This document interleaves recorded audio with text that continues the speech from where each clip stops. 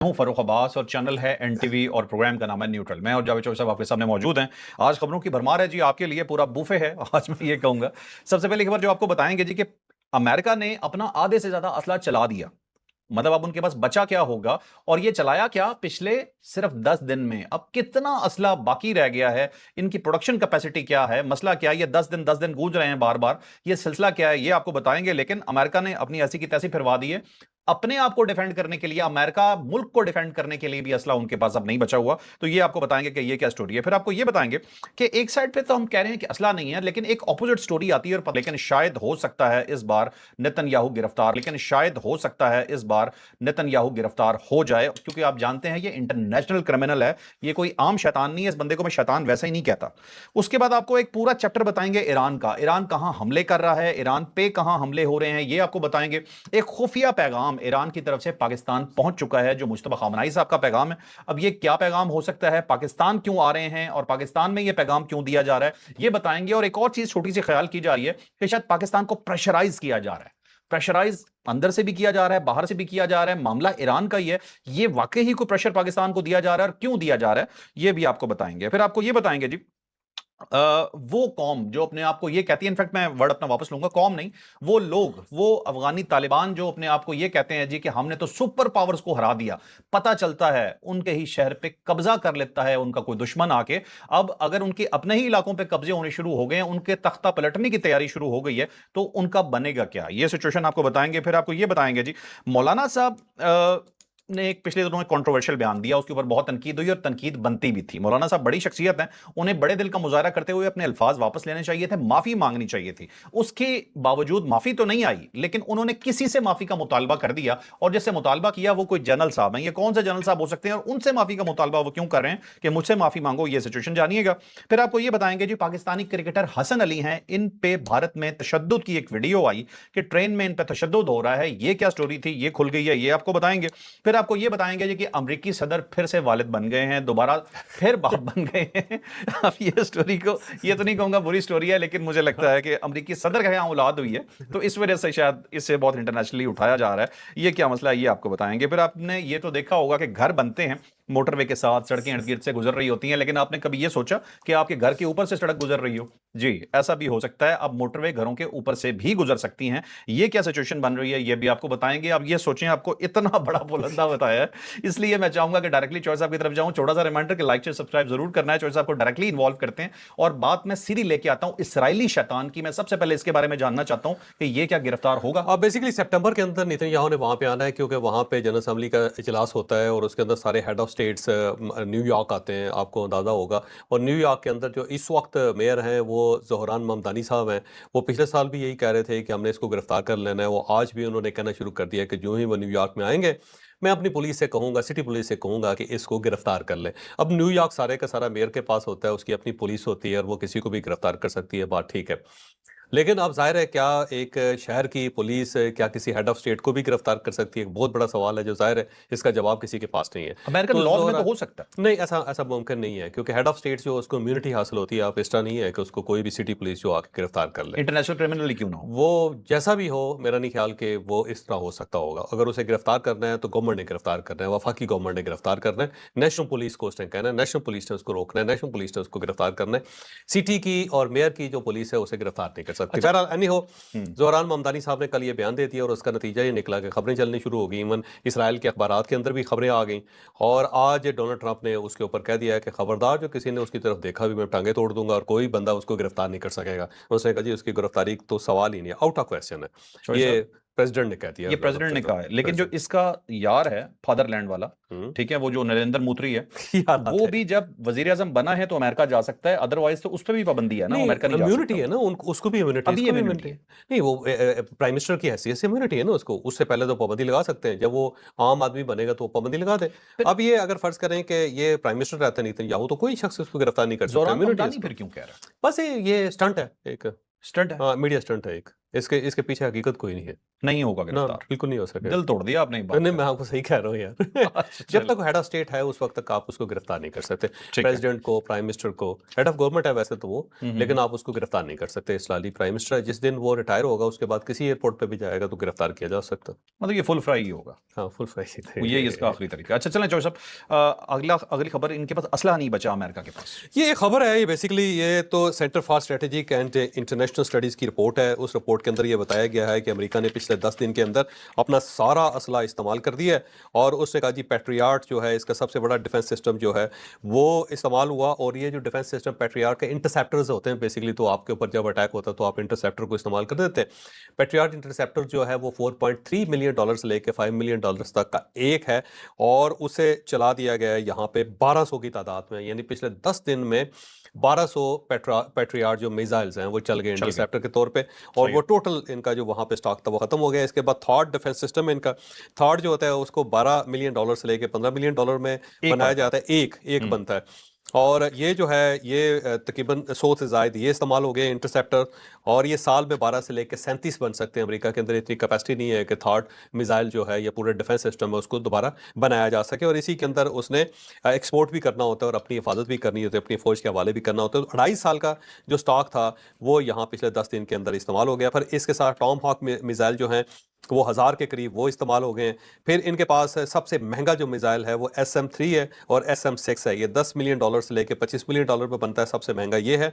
और ये भी सारे के सारे वहाँ पे इस्तेमाल हो गए। और इन सब के बारे में कहा जाता है कि 20,000 का जो शाहिद 36 उनका एक ड्रोन है जो ड्रोन है। $20,000 में वो बना लेते हैं, उसको इंटरसेप्ट करने के लिए इनको $5 मिलियन का मिसाइल इस्तेमाल करना पड़ता है, जो सबसे सस्ता 5 मिलियन वाला। $5 मिलियन का इस्तेमाल करना पड़ता है। तो उसके अंदर अमेरिका को बहुत लॉस हो रहा है। लेकिन ये एक चीज़ ध्यान में रखना है, ये जंग के अंदर ना इस टाइप की चीज़ें जो चलती रहती हैं, जानबूझ के भी ऐसी रिपोर्ट्स शाया की जाती हैं, ओपन की जाती हैं, ताकि दुश्मन ये समझे कि इनके पास असला मुक गया हुआ है और अब हमें बिल्कुल ऐसे खड़ा हो जाना चाहिए, छाती बहुत खुला के खड़ा हो जाना चाहिए कि आ तू फिर। लेकिन वो जब इसने छाती फूलती है तो दूसरी साइड से पता लगता है यार इनके पास तो बहुत कुछ था। ये अमेरिका को भी गलतफहमी थी ईरान के बारे में और अल्टीमेटली वो छाती पे लगने शुरू हो गए। अब मेरा ख्याल है शायद ईरान को ये थोड़ा सा एक स्मोक स्क्रीन क्रिएट करके उसको ज़रा डिस्टर्ब करना चाहते हैं, खुशफहमी रख के उसको मारना चाहते हैं, क्योंकि साथ ही डोनाल्ड ट्रंप ने नए ऑर्डर्स भी दे दिए हुए उसने। अब ये क्योंकि 50,000 इसके फौजी हैं वहाँ पे इस पूरे रीजन में, तो सबका ख्याल ये है कि अगर ये मिसाइल इसके ख़त्म हो जाते हैं और उसके बाद फिर जो ईरान इसके ऊपर अटैक करता है तो 50,000 फौजी जो है वहाँ पे फंस जाएगा मिडल ईस्ट के अंदर और उनके मरने के चांसेस बढ़ जाएंगे। और अगर यहाँ से लाशें अमेरिका के अंदर जानी शुरू होगी तो वहाँ पे डोनाल्ड ट्रंप का जुलूस निकल जाएगा, ये ख्याल है लोगों का। शोएब साहब 9 दिन का असला बाकी है सिर्फ 9 दिन का कहते हैं अमेरिका ये, के पास। कहते हैं ये। लेकिन जो साहब आपको याद होगा ये बात पहले भी हुई थी, इसराइल को भी एक्सपोर्ट कर रहे थे, उनके भी इंटरसेप्टर खत्म हो गए, यूएई के खत्म हो गए थे, कुवैत के खत्म हो गए थे। हो सकता और अमेरिका अब दे भी रहा है दूसरों को, अपने भी यूज कर रहा है, लेकिन इस चीज की पॉसिबिलिटी हो सकती है कि चले हो बहुत सकती ज्यादा है। नहीं। आज वैसे मार्को रूबियो ने भी कहा है फिलिपाइन जाते हुए, उसने यही कहा है कि दुनिया को हमारी मदद करनी पड़ेगी उसे, या वो माली तौर पे हमारी मदद करे या फिर असला दें हमें। तो मार्को रूबियो ने भी कहा है, मार्को रूबियो ने भी कहा है, इसका चलते चलते मतलब ये उसने है कि कहा है कि दुनिया को हमें सपोर्ट करनी चाहिए, क्योंकि आप नए हुर्मुज़ आपका भी इशू है, हमारा तो नहीं सर। बिल्कुल ठीक है। तो तो उसने कहा अब साथ ही डोनाल्ड ट्रंप ने क्योंकि और असला जो है ना वो मंगवा लिया, उसने F-35 अमेरिका से ऑर्डर कर दिए कि फौरी तौर पे जो है वो निकले। न्यूयॉर्क टाइम्स की ये स्टोरी है, उसने कहा जी इस रीजन में आए। और साथ ही जर्मनी से उसने F-16 मंगवा लिए, जर्मनी में क्योंकि इनके अड्डे हैं प्रॉपर अमेरिका के, और वहाँ से उसने F-16 जो है वहाँ से मंगवा लिए और उसने कहा जी वो सारे तैयार हो जाए। और दूसरी तरफ कॉलीबाफ ने भी ये तस्लीम कर लिया, उसने कहा जी ये जानबूझ के एक साइड पे ये इंप्रेशन दे रहे हैं कि हम डायलॉग करना चाहते हैं, मुज़ाकरात करना चाहते हैं, दूसरी साइड पे असला जमा कर रहे हैं और हम इनको बहुत अच्छी तरह अंडरस्टैंड करते हैं, हमें पता है कि ये लोग क्या करना चाहते हैं और ये क्या करना चाहते हैं, हम इसके एक्सपर्ट हो गए हुए अमेरिका के। तो कॉलीबाफ साहब ने भी ये तस्लीम किया कि इस साइड पे असला जो है वो जमा किया जा रहा है। अब अगर F-35 आ रहे हैं और F-16 आ रहे हैं तो ज़ाहिर टू मच है। लेकिन यार इसके अंदर जो बार बार मुझे एक तकलीफ है, या मैं फिर ये कहता हूँ कि अल्लाह ताला मेरी जब ख्याल जो है ना उसे गलत साबित करे, अगर अमेरिका फंस गया तो ये सब कुछ कर गुजरेगा, ये सब कुछ कर गुजरेगा। फिर जाहिर है आपने सारे रास्ते बंद कर दिए तो अब क्या करेगा वो। नहीं जो ऐसा बात ठीक है बिल्कुल। एक चीज मुझे और भी नजर आ रही है, यूरोप इन्वॉल्व होता नजर आ रहा है, जर्मनी से F-16, बर्तानिया से F-35। नहीं F-35 जो ना वहाँ पे उनको अड्डा है अमेरिका का, अमेरिका का अड्डा है लेकिन ये तो बरतानिया के समझते अंदर। हैं ईरानी कि जो भी अड्डा यूज होगा या जहां से भी कुछ आएगा तो नहीं, हमारा वहां दुश्मन पे है। बहुत सारी उनकी जगह हैं, उनके अड्डे हैं जहां पे इनके जहाज खड़े हुए हैं। हम्म। F-16 जो है ना जर्मनी के अंदर खड़े हुए हैं वहां पे, क्योंकि इनके बेसिस हैं, तो नेटो अपने बेस से मंगवा लें। नेटो वगैरह से मंगवा रहे हैं? नहीं, नेटो से नहीं, अपने इसके बेस हैं जर्मनी के अच्छा। अंदर, तो प्रॉपर प्रेजेंस है ना अमेरिका की। उसकी वजह ये वर्ल्ड वार सेकंड के बाद वहां पे तो प्रेजेंट रही है ना, वो तो ठीक है। अमेरिका के कंट्रोल में था ना जर्मनी। ओके। तो वहां पे आज भी इसके अड्डे मौजूद हैं वहां पे। ये उसको जर्मनी को डिफेंस दे रहा है ना, डिफेंस चलें, ठीक प्रोवाइड। इसी तरह जापान के अंदर है इसके। जापान हर साल $10 बिलियन देता है इसको, और वहां पे इनके अड्डे मौजूद हैं। तो वहां पे इनके सोल्जर्स भी होते हैं, इनका इक्विपमेंट भी होता है। तो जब इनको जरूरत पड़ती है तो इक्विपमेंट भी मंगवा लेते हैं और वहां से अपने सोल्जर्स भी मंगवा लेते हैं। चलें चौधरी साहब, बात करते हैं सस्ते खून और महंगे खून की। 50 ईरानी शहीद हुए पिछले 8-10 दिन में, ठीक है, और 3 अमरीकी फौजियों की, 517 जख्मी हुए। हाँ जी, 3 अमरीकी फौजियों की, और कोई 2 भी कह रहा है, 3 भी कह रहे हैं, उनका मारे जाने की इत्तलात है, जिसके ऊपर अब बदला लेने का ऐलान कर दिया डोनाल्ड डोनाल्ड ट्रंप ट्रंप ने उसने कहा जी कि हमारे जो सोल्जर जो भी शहीद होगा मरेगा, और उसका बदला जो है ना हम ठीक ठाक किस्म का लेंगे। क्योंकि वो भी अपने सोल्जर्स को शहीद कहते हैं ना जी। उनको कहता है जी उनकी जो कत्ल है ना फौजियों का, उसकी कीमत पहले से ज्यादा तादाद में, मिकदार में अदा करनी पड़ेगी ईरान को। तो ये उसने ऐलान कर दिया, और साथ उसने कहा जी, उसने उसने अपने वजीर जंग को भी कह दिया, और साथ जनरल डैन कैन जो इस वक्त आर्मी चीफ है उनको भी उसने कहा जी कि आप बदला लें।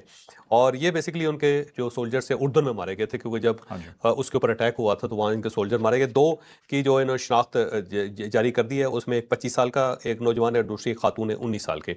उसकी तस्वीरें जो हैं वो इनकी वजारत जंग ने जारी कर दी है कि ये हमारे लोग वहाँ पे मारे गए। सही और सही। अब साथ ही उसने कहा है जी कि हम इनका बदला लेंगे, और एक नई खबर ये भी आई है कि बाकी वहाँ पे बहुत सारे जिस्मानी अज़ा हैं, उनका जायजा लिया जा रहा है कि ये कौन लोग हैं और ये कैसे मारे गए। ये अमेरिका जायजा ले रहा है। अमेरिका जायजा ले रहा है। और इससे ये भी कहा जा रहा है कि हो सकता ज्यादा है हो सकता है कि ज्यादा कैजुअलिटी अमेरिकी फौजियों की कैजुअलिटी ज्यादा ज्यादा हो, क्योंकि ईरान की तरफ से ये कहना है कि हमने बहुत लोग मारे हैं वहाँ हाँ, पे। लेकिन अगर अज़ा का जायजा लिया जा रहा है तो 100% अमेरिका झूठ बोल रहा है, क्योंकि अपने फौजियों की तादाद तो आपको पता ही होती है ना कि पीछे कितने हैं। ये स्लोली अमेरिका बताता है, अमेरिका की ट्रेडिशन है कि ये बहुत आहिस्ता आहिस्ता अपने जो रिवील करता है जख्मियों को और जो उनके मर गए होते हैं लोग उनको, ताकि अचानक आग बहुत ज्यादा भड़क ना जाए। वो भी ना हो। हर ट्रेडिशन होती है फौज की, तो अमेरिका की ये ट्रेडिशन है कि अगर फर्ज करें इनका 1000 बंदा मरेगा तो हो सकता है साल में ये कंफर्म करें। फैमिलीज को कहेंगे कि हम कंफर्म कर रहे हैं, जब भी मीडिया को कहा जाएगा तो कहेंगे हम कंफर्म कर रहे हैं। अच्छा चलें शोर साहब, अब है ईरान का आगे बड़ा टॉपिक। मैं वन बाय वन आपसे क्वेश्चन करता जाता हूँ। ईरान का खुफिया पैगाम पाकिस्तान पहुंचा है, क्या हो सकता सिकंदर मोमनी साहब पहुंच गए हैं यहाँ पे, और उनके साथ वफ्द भी है, उनके नायब वजीर दाखिला भी मौजूद हैं। मोहसिन नकवी साहब ने उनका इस्तकबाल किया है, आर्मी चीफ के साथ उनकी मुलाकात है, प्राइम मिनिस्टर के साथ भी उनकी मुलाकात है। 3 चीज़ें जो इस वक्त डिस्कस होंगी, एक तो कतर ने एक ऑफर किया 10 दिन की जंगबंदी के, और ये जो जंगबंदी की 10 दिन की ऑफर है वो हो सकता है कि उसके ऊपर डिस्कस करना चाह रहे हो पाकिस्तान के साथ, क्योंकि पाकिस्तान ने अब कोई पैगाम जो है ईरान को नहीं भिजवाया।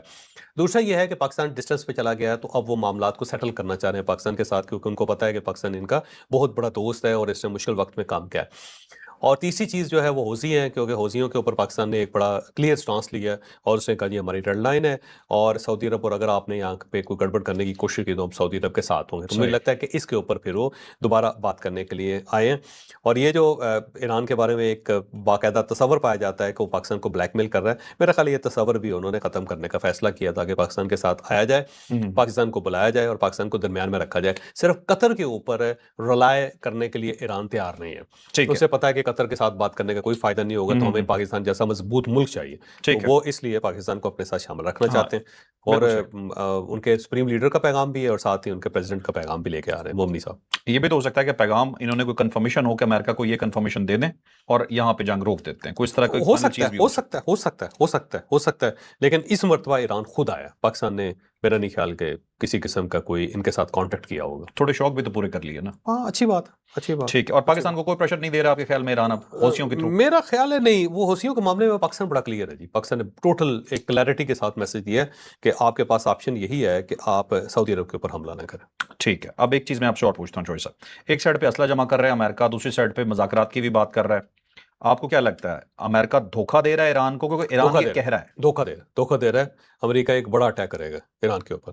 धोखा दे रहा है? हाँ, धोखा दे रहा है, ठीक है। बड़ा अटैक करेगा। ये जो कालीबाब साहब कह रहे हैं एक साइड पे असला जमा कर रहा है, उसकी वजह यही है। 100% ये बात दुरुस्त है, क्योंकि अमेरिका जो है ना वो जाने वाला नहीं है यहाँ से, वो कुछ ना कुछ करके जाएगा। लेकिन फिर मुज़ाकरात का फायदा अगर उन्होंने हमला ही करना है। मुज़ाकरात का जो ट्रेन थी या मुज़ाकरात का जो ऑप्शन था वो ईरान ने लूज़ कर दिया, क्योंकि ईरान के पास जो MOU था वो 14 नकात पूरे के पूरे ईरान को सपोर्ट करते थे। बल्कि आज मसूद पेज़ेश्कियान साहब ने ये भी कहा है कि 14 नकात के अंदर हमने अमेरिका को कोई राय नहीं दी, और अमेरिका जो है ना उसको पसपाई इख्तियार करनी पड़ी है, और हम पसपाई इख्तियार नहीं करेंगे। तो ये बात दुरुस्त है, पूरी दुनिया ये तस्लीम करती है कि 14 नकात जो थे वो सारे के सारे ईरान की फेवर में थे। तो ईरान ने बहुत बड़ा मौका ज़ाया कर दिया, तो अब मुज़ाकरात वाली बात कोई नहीं है। दूसरा, ईरान ने जब खुद ही ऐलान कर दिया है कि इस्लामाबाद डिक्लेरेशन जो है वो या MOU जो है वो बिल्कुल मुअत्तल हो गया, तो अब उसके बाद बात तो बनती ही नहीं है। अगर अमेरिका कहता भी रहे और ईरान की तरफ से जब डिक्लेयर कर दिया गया, तो उसके बाद क्या बात होगी उसके ऊपर? शो सब एक खतरनाक चीज है जो अमेरिकी फौजी मारे गए हैं ना, उसके ऊपर इन्हें हो सकता है कुछ हो, लेकिन मेरा ख्याल थोड़ा सा आपसे डिफरेंट है इस मामले में। मुझे लगता है कि दोबारा MOU रिज्यूम हो जाएगा और जंगबंदी हो जाएगी। हो सकता है, लेकिन फिर वो आजी हो गई, वो कोई कुछ दिन की होगी। कुछ दिन की हो गई, क्योंकि इन दोनों फ्रीकैन जो है ना, इन दोनों का जिसको कहते हैं सींग फंस जाना, इनके सींग फंस गए हुए हैं, तो कोई पीछे हटने के लिए तैयार नहीं। ईरान का मुतालबा ये है कि आप नए हुर्मुज़ हमारे हवाले कर दें। भाई वो अगर आपके हवाले कर देंगे तो दुनिया को क्या मुंह दिखाएंगे? और दूसरा ये कि वो कहते हैं जी कि हम शिकस्त तस्लीम करें, आप तस्लीम करें कि हम हार गए और ईरान जीत गया। ये उनके लिए मुमकिन ही नहीं, अमेरिका के लिए। वैसे ये पासदारान ने बेड़ा गर्क कर दिया, 14 नुकात जहाँ पे टोटल उनके हक में थे। जहाँ पे एक्सट्रीमिस्ट होंगे वहां पे ये हालत होगी, जहाँ पे एक्सट्रीमिस्ट होंगे। मतलब लेकिन आप स्टार्ट ही मौत से करते हैं। लेकिन पाकिस्तान ने जितवा दिया था, मतलब एक तो अब जंग वहां जीते नहीं जीते, डॉक्यूमेंट में आपको जितवा दिया था, आपको यहाँ बस कर देनी चाहिए, बस यहाँ पर रुक जाना चाहिए था। अच्छा, हम भी यहाँ पे रुक जाते हैं। चॉइस साहब अगली स्टोरी है थोड़ी सी, ये बता दीजिएगा ईरानी हमले और अमेरिकी हमले, इनके थोड़ी चीजें बताओ। अब देखिएगा कि आज जो ईरान ने अटैक्स किए हैं, एक तो कुवैत के अंदर ड्रोन हमला किया है उन्होंने, और मिसाइल हमला किया है, और कुवैत के अंदर खासा नुकसान इन्होंने किया है। साथ पासदारान ने ये कहा है कि हमने 3 मुल्कों के ऊपर अटैक किया है, कुवैत के ऊपर, बहरीन के ऊपर और जॉर्डन के ऊपर। और साथ उन्होंने कहा जी कि हमने 3 मराहिल के अंदर हमले किए। हमने एक तो हमने इनकी ड्रोन स्टोरेज तबाह की है, दूसरा हमने जो इनकी TF-59 यूनिट है उसके ऊपर अटैक किया, और तीसरा हमने इनकी जो सील्स की फोर्सेज हैं, मैरीन्स है, जो मैरीन्स हैं, जहां वो डिप्लॉय हो रहे हैं, हाँ जी, जो डिप्लॉय हो गए, जहाँ पे वो इकट्ठे होते हैं, तो उस जगह के ऊपर भी हमने अटैक किया। तो ये तस्लीम उन्होंने किया। दूसरा, ओमान के साहिल के करीब 2 टैंकर्स जो हैं उसके ऊपर हमला हुआ है और उनको आग लगी, और वो तकरीबन तबाह हाल फार्म शक्ल में इस वक्त समंदर के अंदर पड़े हुए हैं। पर यही कहा जा सकता है, क्योंकि उनको आग लगे हुए बेकार हो गए हैं वो सारे। ठीक है। इसके साथ साथ अमेरिका ने खमैन के अंदर अटैक किया है, और वहाँ के इंडस्ट्रियल जोन है उसके ऊपर अटैक हुआ है। फिर शिराज के ऊपर अटैक हुआ है। इस वक्त शिराज के अंदर धमाकों की आवाज़ें आ रही हैं। और फारस जो है ना, ये शिराज जो है उसका कैपिटल है, पूरा सूबा जो है ना फारस, इसको कहते हैं शिराज कैपिटल है। फारसी जो है और जो फारस है, ये शिराज की वजह से इसको ईरान को फारस कहा जाता। तो उसकी वजह ये थी कि पूरे ईरान का कैपिटल एक वक्त था कि जब शिराज था, ठीक है, तो उस वक्त इसको फारस कहा जाता था। पर्शिया भी इसीलिए कहा जाता है, पर्शिया और फारस दोनों एक है। और ये जो ईरान है ना, ये तो शाह ईरान जो है ना, इनका जो आखिरी शाह ईरान था, उसका जो वालिद था, उसने को 1935 या 36 में इसका नाम ईरान रखा था। अच्छा, ईरान उससे पहले था ही नहीं, लफ्ज़ ही नहीं था। उससे पहले पर्शिया या फारस कहते उसको इंग्लिश में पर्शिया कहते थे, और लैटिन भी इसको पर्शिया कहते थे, और जो फारसी में इसको फारस कहते थे। और फारसी इसीलिए उसको फारस की वजह से फारसी कहते हैं, जैसे कि हिंदी जो है हिंद की वजह से हिंदी कहलाती है। ठीक है। तो जर्मन लैंग्वेज जो है वो जर्मन की वजह से, जापानीज जो है जापान की वजह से कहलाती है, इसलिए फारस की वजह से फारसी जुबान कहलाती है ये। और ईरान का मतलब आर्यन होता है, मतलब ईरान आर्यन से निकला। आर्यन एक पूरी नस्ल थी ना जी, ये आर्यंस है ना जो हिंदुस्तान के अंदर भी आए थे, और वो ईरान के अंदर वो कहते हैं आर्यंस थे ये सारे। तो उससे फिर ईरान बना। तो उससे पहले ये फारस होता था। तो फारस के ऊपर भी बहुत ज़्यादा हमले किए गए। उसकी वजह ये है कि ये शिराज और फारस का जो पूरा सूबा है, ये जनूबी जो इसके सूबे हैं उनके बहुत करीब है, ये वहाँ से ज़्यादा दूर नहीं है। तो यहाँ से फिर इनको सपोर्ट मिलती है सारे, जो खलीज फारस को और बाकी सारे। खलीज फारस भी इसीलिए कहा जाता है कि फारस का इलाका था सारा। तो मैं समझ गया, आपने फारस से फारसी उससे निकला। मुझे बता, एक सवाल फिर और है कि मोदी को घटिया किस वजह से कहा जाता है? यार वैसे ये तुम कहते हो, सादा जवाब है, घटिया होने की वजह से घटिया कहा जाता है। घटिया वैसे मैं आपको बताऊंगा नहीं, क्योंकि आपने इसको ड्रामा बना लेना। घटिया जो है ना, एक जानवर है, उसके बच्चे को कहते हैं बेसिकली। तो ये भी पूरा उतरता है, इसमें भी कोई गलत नहीं है, ये तो डेफिनेशन 100% है। घटिया लफ्ज नहीं है। घटिया जैसे बछड़ा कहते हैं ना गाय के बच्चे को, और मेमना कहते हैं भेड़ के बच्चे को। घटिया एक और जानवर है, उसके बच्चे को कहते हैं। चलो आगे। मोदी को कहते हैं। चले। अच्छा चौधरी साहब, अब हमारे पास आगे खबरें आ गई अफगानिस्तान के एक सूबे के ऊपर, वहाँ बदख्शां का जो है ये कब्जा वाह हुआ। खान को जाने वाला है जी। वाह खान इसी के साथ है। बदख्शां जो है ये पहले जब आप शाराए रेशम होती थी तो उस वक्त वाह खान की पट्टी के जरिए चाइना के साथ कनेक्शन होता था। तो बदख्शां सूबा जो है ना ये उस दौर में था और वाह खान उसी का हिस्सा है जहाँ तक सही, मेरी वाह मालूमात खान है। की पट्टी जो है। वाह खान की पट्टी पर यहाँ पे आगा खानी बहुत ज्यादा है। ये पूरा हम्म इलाका ही आगा खानियों का है और हम्म। यहीं से फिर ये गिलगित बल्तिस्तान वगैरह में आए हुए थे। और ये सूबा खिलाफ भी है ना, इनका जो अभी मौजूदा कमांडर है उससे इन्होंने सिर्फ सुलह की हुई है अफगानियों ने। वहाँ बड़ा डिफिकल्ट सा इलाका है। वहाँ पे कब्जा जो थोड़ा सा मुश्किल है। वो ये बिल्कुल ऊंची पहाड़ है और उसके दरमियान इस किस्म का एक दर्रा सा बनता है दोनों ठीक साइडों है से। ठीक है। तो वहाँ बदख्शां जो है वहाँ पे सूरत हाल जो है ख़राब है। वहाँ से सोना भी निकलता है ये भी है हम्म। और वहाँ पे सोने के लिए लड़ाई भी होती है। ओके। और दरमियान में घाटी सी है। वाह खान की पट्टी जो है वो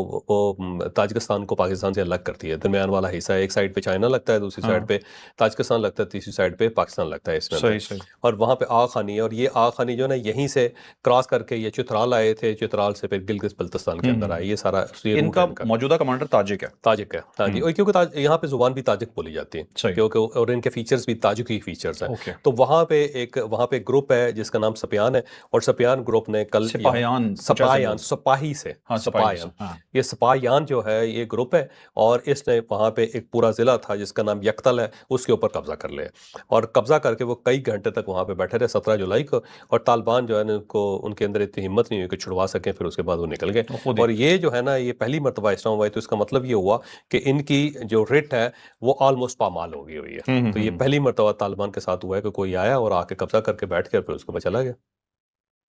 वैसे मेरे हंसी आ रही थी इसमें, यार हमारा तो कोई कमाल नहीं है इधर में। हमारा कोई कमाल नहीं है। हालात खुद बहुत बेहतर होते चले जा रहे हैं। अच्छा, क्योंकि ये लोग जो है ना सिपाहियान वाले, ये लोग जो बात कर रहे हैं ये आम इंसानी हकूक की बात कर रहे हैं और मुझे लगता है लोग इनके साथ मिल भी जाएंगे। आहिस्ता आहिस्ता ज़ाहिर है फिर वहाँ पे ऑर्गेनाइजेशंस बननी शुरू हो जाएंगी। फिर उनको सपोर्ट मिलनी शुरू हो जाएगी।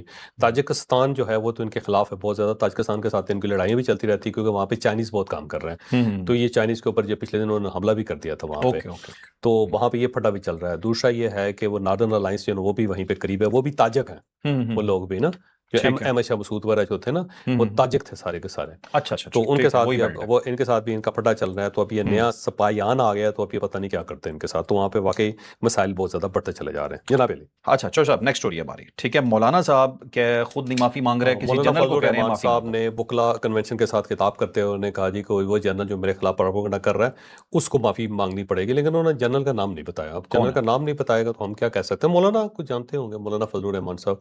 ये उनसे पूछना चाहिए। मौलाना साहब ने जो किया, क्या उन्हें खुद को माफी नहीं मांगनी चाहिए? मांगनी चाहिए थी और उन्हें नदामत का इजहार करना चाहिए था। लेकिन मौलाना डट गए उसके ऊपर। ये गलती करने के बाद जो उसके ऊपर डट जाना होता है ना उससे बड़ी बेवकूफ़ी कोई नहीं है। आपने गलत किया है और इस्लामी रवायात के खिलाफ है ये शोदा का मजाक उड़ाना या शोदा के बारे में ये बात करना कि वो तनख्वाह के लिए लगे हुए। शहीद तो उनके अपने भी इतने ज़्यादा लोग हुए हैं तो क्या वो तनख्वाह के लिए शहीद हुए?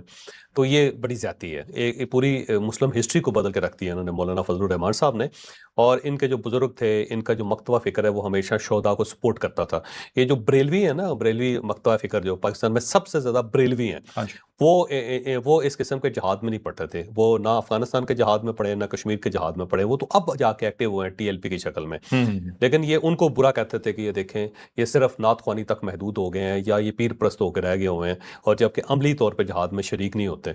और ये लोग खुद ये कहते थे कि हम देखें जहाद में शरीक होते हैं और जहाद में जो शरीक होते हैं वो ज़ाहिर लोग या वो शोदा होते हैं या फिर गाजी होते हैं। तो खुद ही इन्होंने शोदा का मजाक उड़ाना शुरू कर दिया, उनके लवाकिन का मजाक उड़ाना शुरू कर दिया जो इंतहा दर्जे की ज़्यादती है। मौलाना फजलुर रहमान साहब को इसके ऊपर माजत करनी चाहिए और जल्द या बदेर इनको माजत करनी पड़ेगी। लेकिन वो मामले को फैलाते चले जा रहे हैं। उन्होंने फौज के साथ वो हेडन हो गए हुए हैं। वो वैसे रोज ही मामला कोई ना फिर कोई बात कर देते हैं। मामला यही है कि मुझे दरमियान में लाओ या कुछ करो। बेसिकली तो इंपॉर्टेंस चाहते थे। आज देखें मैं सारे टेलीविजन चैनल्स मैंने देखे उसके ऊपर उनके लोग बैठे हुए थे जेयूआई के और मौलाना फजलुर रहमान साहब डिस्कस हो रहे थे। तो मौलाना यही चाहते थे कि मैं डिस्कस हूँ, मैं भी हूँ यार, मैं भी हूँ। हाँ मेरे बंदे भी लो टीवी के ऊपर बात करो यार। चल नेक्स्ट स्टोरी पे जाते हैं आगे। मौलाना वाली स्टोरी में हम दोबारा भी डिटेल डिस्कशन करेंगे अभी क्योंकि आगे काफी कुछ है।